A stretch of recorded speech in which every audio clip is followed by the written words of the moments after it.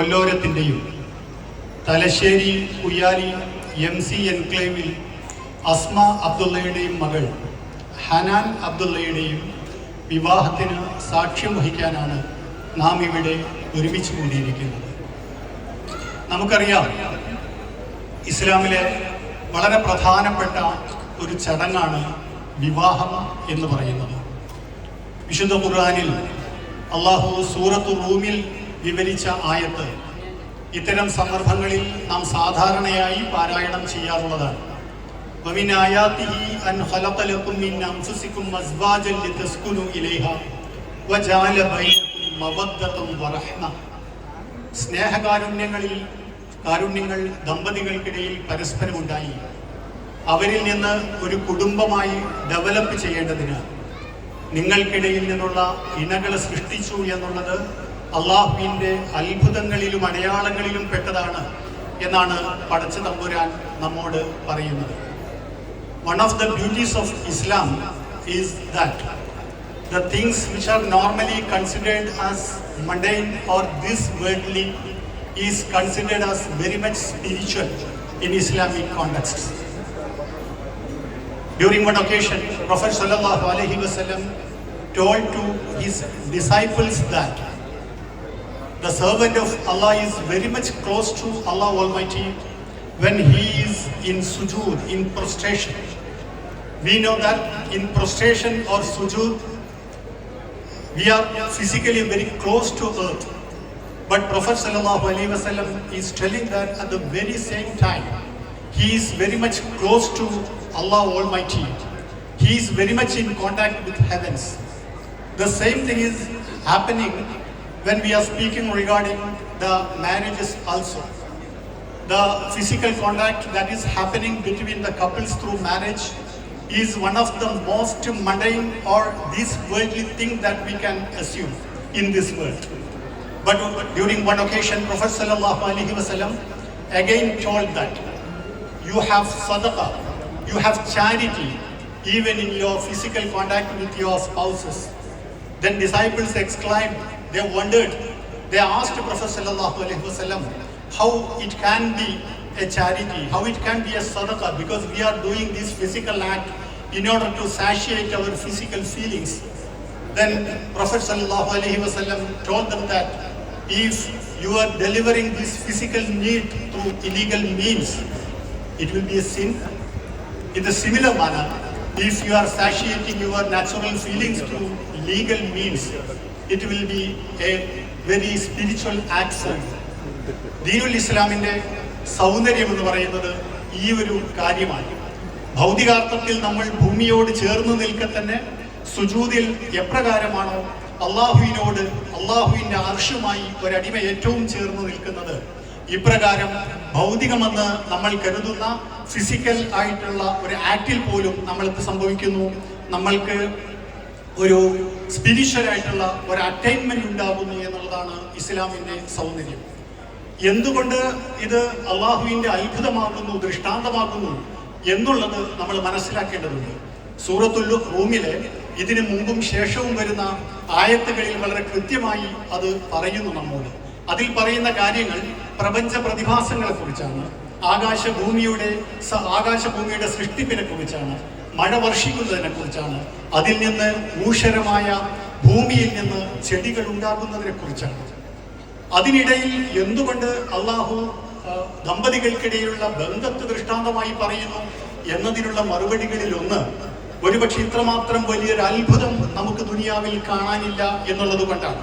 കാരണം ആളുകൾ സാധാരണ സ്വാഭാവികമായി കരുതുന്ന ഒരു കാര്യമാണ് വിവാഹം എന്ന് പറയുന്നത്. പക്ഷേ രണ്ടാളുകൾ ഇത്രമാത്രം അഭിപ്രായ വ്യത്യാസങ്ങളോടുകൂടി ഒരു കുടുംബം എന്നുള്ള രീതിയിൽ ഒന്നിച്ചു പോകുന്ന അത്ഭുതമാണ് യഥാർത്ഥത്തിൽ കുടുംബത്തിൽ സംഭവിക്കുന്നത്. കമ്മിറ്റിയിൽ നിന്ന്, പാർട്ടികളിൽ നിന്നൊക്കെ ആളുകൾ ചില്ലർ അഭിപ്രായ വ്യത്യാസങ്ങളുടെ പേരിൽ രാജിവെച്ച് പോകാറുണ്ട്. പക്ഷേ അങ്ങനെ രാജിവെച്ച് പോവുകയാണെങ്കിൽ, അഭിപ്രായ വ്യത്യാസങ്ങളുടെ പേരിൽ പോവുകയാണെങ്കിൽ അതിൽ ആദ്യത്തെ യൂണിറ്റ് കുടുംബമാകേണ്ടിയിരുന്നു. പക്ഷേ ലോകം സൃഷ്ടിച്ച കാലം മുതൽ തന്നെ സ്ത്രീയും പുരുഷനും ഇങ്ങനെ എത്രമാത്രം അഭിപ്രായ വ്യത്യാസങ്ങളോടുകൂടി ഒന്നിച്ചു പോകുന്ന ഒരു അത്ഭുതം എന്നുള്ള രീതിയിലാണ് കുടുംബത്തെ അള്ളാഹു പരിചയപ്പെടുന്നത്. അതിനാൽ ഇന്ന് അഫ്നാനും ഹനാനും ഇവിടെ വിവാഹിതരാകാൻ പോകുമ്പോൾ സമൂഹത്തിലെ അടിസ്ഥാനപരമായ ഒരു യൂണിറ്റിന് അള്ളാഹുവിനെ സാക്ഷി നിർത്തി അവർ ഒന്നു ചേരാൻ പോവുകയാണ് എന്നാണ് നമ്മൾ മനസ്സിലാക്കേണ്ടത്.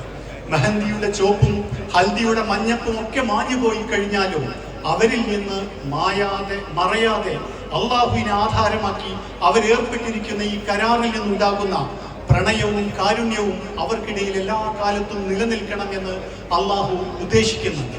കുടുംബം എന്ന് പറയുന്ന അടിസ്ഥാനപരമായ ഇസ്ലാമിൻ്റെ ഈ ഘടനയുടെ ഒരു തുടക്കമാണ് നമ്മൾ ഇവിടെ തുടക്കം കുറിക്കാൻ പോകുന്നത് എന്നുള്ള ഒരു ഗൗരവം നമ്മളെല്ലാവരും ഉൾക്കൊള്ളേണ്ടതുണ്ട്.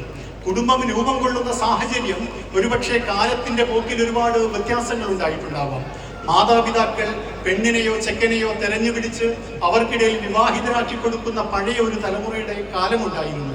പിന്നീട് കുറച്ചുകൂടി കാലം മുന്നോട്ട് വന്നു കഴിഞ്ഞപ്പോൾ വളരെ കുറഞ്ഞ സമയം ആണും പെണ്ണും വിവാഹിതരാകുന്നതിന് മുമ്പ് കണ്ട് സംസാരിച്ച് അതിൽ നിന്ന് കുടുംബങ്ങൾ ഉണ്ടാകുമായിരുന്നു.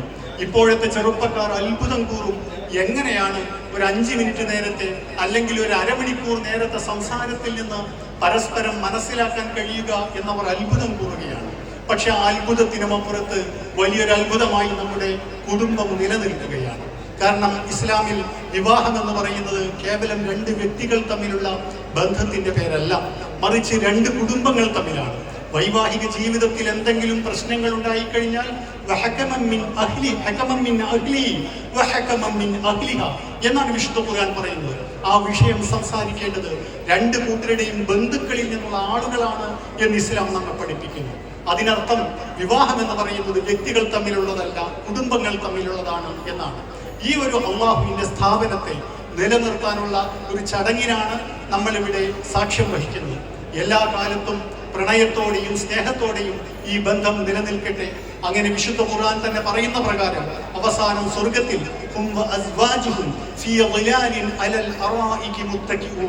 സ്വർഗത്തിലെ ചാരുമഞ്ചങ്ങളിൽ അവരിങ്ങനെ പരസ്പരം സന്തോഷത്തോടു കൂടി അഭിമുഖമായി ഇരിക്കുമെന്നാണ് സ്വർഗത്തിലെ അവസ്ഥയെക്കുറിച്ച് അള്ളാഹു പരിചയപ്പെടുത്തുന്നത്.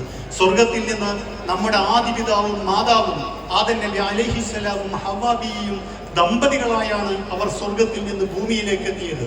അവരും അവരുടെ മുഴുവൻ പരമ്പരയും ഇപ്രകാരം ദമ്പതികളും സന്താനങ്ങളുമായി സന്തോഷത്തോടുകൂടി സ്വർഗത്തിലേക്ക് തന്നെ തിരിച്ചെത്തുന്ന ഒരു ജീവിതക്രമമാണ് അള്ളാഹുവിന്റെ ദീൻ നമ്മെ പഠിപ്പിക്കുന്നത്. ആ അർത്ഥത്തിൽ നമ്മുടെ കുടുംബങ്ങളെ സന്തോഷകരമായ അനുഭവമാക്കി മാറ്റാൻ നമുക്ക് എല്ലാവർക്കും കഴിയട്ടെ എന്നുള്ളതാണ് നമുക്ക് പ്രാർത്ഥിക്കാനുള്ളത്. അതോടൊപ്പം ഈ ദമ്പതികൾക്ക് വേണ്ടിയും സവിശേഷമായി നമ്മൾ പ്രാർത്ഥിക്കണം. റസൂലുള്ളാഹി സ്വല്ലല്ലാഹു അലൈഹി വസല്ലമ നമ്മെ പഠിപ്പിച്ചിട്ടുള്ള പ്രാർത്ഥന എല്ലാവർക്കും അറിയുന്ന ഒരു കാര്യമാണ്. ഇൻഷാ അല്ലാഹ് അത് നിക്കാഹിന് ശേഷം ഉസ്താദ് ഇവിടെ പറയുന്നതാണ്. ഈ അർത്ഥത്തിൽ കുടുംബ ബന്ധങ്ങൾ ഉൾക്കൊണ്ടുകൊണ്ട് മുന്നോട്ട് പോകാൻ അള്ളാഹുവിന്റെ ഒരു അടയാളം എന്നുള്ള ജീവിതം മുന്നോട്ട് നയിക്കാൻ ഈ ദമ്പതികൾക്ക് കഴിയുമാറാകട്ടെ. ഇസ്ലാമിന്റെ അടിസ്ഥാനത്തിൽ കുടുംബത്തിന്റെ അടിസ്ഥാനം എന്ന് പറയുന്നത് നമസ്കാരത്തിലൂടെ ആയിരിക്കണം, അള്ളാഹുവിനോടുള്ള ബന്ധത്തിലൂടെ ആയിരിക്കണം. നമസ്കാരമില്ലാത്ത, അള്ളാഹുവിനെ കേന്ദ്രസ്ഥാനത്ത് പ്രതിഷ്ഠിക്കാത്ത ഒരു ജീവിതം എന്ന് പറയുന്നത് ഉണങ്ങിയ ഊഷരമായ ഒരു അനുഭവമായി പോകും. പലപ്പോഴും നമ്മൾ ആലോചിക്കും, വിവാഹിതരാകാൻ പോകുന്ന ആളുകൾ വിചാരിക്കും വിവാഹത്തിന്റെ താല്പര്യം എന്ന് പറയുന്നത്, വിവാഹത്തിലുള്ള ഇൻട്രസ്റ്റ് എന്ന് പറയുന്നത് ശാരീരിക കാമനകൾക്ക് പ്രാധാന്യമുള്ള, ശാരീരിക ബന്ധങ്ങൾക്ക് പ്രാധാന്യമുള്ള വിവാഹത്തിന്റെ ആദ്യകാലത്തല്ലേ എന്ന്. അല്ല എന്നുള്ളതാണ് നമ്മുടെയൊക്കെ കുടുംബജീവിതം, മുതിർന്നവരുടെ കുടുംബജീവിതം നമ്മെ പഠിപ്പിച്ചിട്ടുള്ളത്. ആ കാലമൊക്കെ കഴിഞ്ഞുപോയി കഴിഞ്ഞാലും വീണ്ടും കാരുണ്യത്തെയും പ്രണയത്തെയും അടിസ്ഥാനമാക്കി മുന്നോട്ട് പോകാൻ ഈ ബന്ധത്തിന് കഴിയണമെന്നുണ്ടെങ്കിൽ മുഴുവൻ സ്നേഹത്തിന്റെയും ഉറവിടമായ, മുഴുവൻ പ്രണയത്തിന്റെയും ഉറവിടമായ അള്ളാഹു റബ്ബുൽ ഇസ്സത്തിനെ കുടുംബജീവിതത്തിന്റെ കേന്ദ്രസ്ഥാനത്ത് നിർത്താൻ നമുക്ക് കഴിയേണ്ടതുണ്ട്. അതെങ്ങനെയാണ് എന്ന് നമ്മെ പഠിപ്പിച്ച പ്രവാചകൻ സ്വല്ലല്ലാഹു അലൈഹി വസല്ലമ അവിടുത്തെ കുടുംബജീവിതത്തിൽ അങ്ങേയറ്റം പ്രണയാതുരനായിരുന്നു എന്നുള്ളത് നമുക്കറിയാം.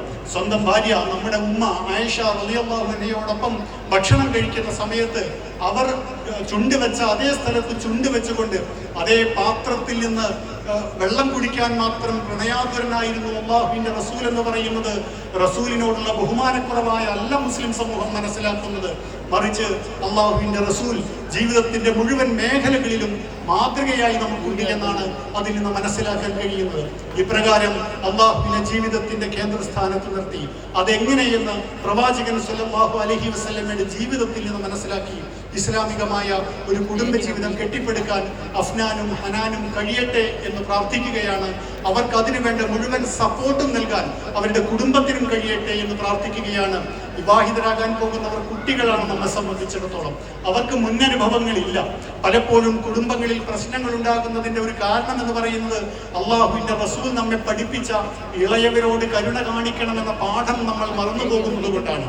അവർ വിവാഹിതരാണല്ലോ, മുതിർന്നവരാണല്ലോ എന്നാണ് നമ്മൾ വിചാരിക്കുക.